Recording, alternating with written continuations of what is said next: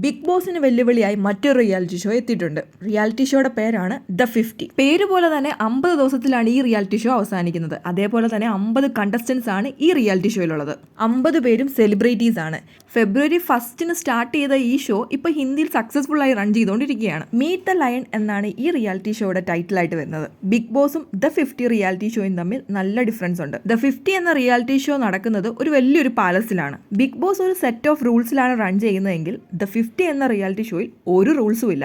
എപ്പം വേണമെങ്കിലും rules change ചെയ്തുകൊണ്ടേയിരിക്കാം. നമ്മുടെ സ്ക്വിഡ് ഗെയിമിൻ്റെ ഒക്കെ ഒരു പാറ്റേണിലാണ് ഇത് നടക്കുന്നത്. സ്ക്വിഡ് ഗെയിമിലെ പോലെ തന്നെ ഒരു ബോസ് ഉണ്ട് ഇവിടെ. ആ ബോസ് വെക്കുന്ന മാസ്കും സ്ക്വിഡ് ഗെയിമിലെ പോലെ ഒരു ലയണിൻ്റെ മാസ്ക് ആണ്. ഒരു മാറ്റമുള്ളത് ടാസ്കിൽ ഔട്ട് ആവുന്നവരെ സ്ക്വിഡ് ഗെയിമിൽ കൊല്ലുകയായിരുന്നെങ്കിൽ ഇവിടെ അവരെ എലിമിനേറ്റ് ആക്കുകയാണ്. പിന്നെ ഹൗസിലുള്ളവർ വിചാരിച്ചാൽ ഈ ഔട്ടായി പോയവരെ തിരിച്ചു കൊണ്ടുവരാനും സാധിക്കും. ബിഗ് ബോസിൽ വോട്ടിലൂടെയാണ് എലിമിനേഷൻ സംഭവിക്കുന്നതെങ്കിൽ ദ 50 റിയാലിറ്റി ഷോയിൽ കണ്ടസ്റ്റൻസ് തന്നെയാണ് മറ്റുള്ളവരെ പുറത്താക്കുന്നത്. അതുകൊണ്ട് തന്നെ അലയൻസും സ്ട്രാറ്റജിയും കൊണ്ട് മാത്രമേ ഈ ഷോയിൽ പിടിച്ചു നിൽക്കാൻ പറ്റത്തുള്ളൂ. വിന്നർ ആകുന്ന ആൾക്ക് സമ്മാനത്തുക കിട്ടില്ല.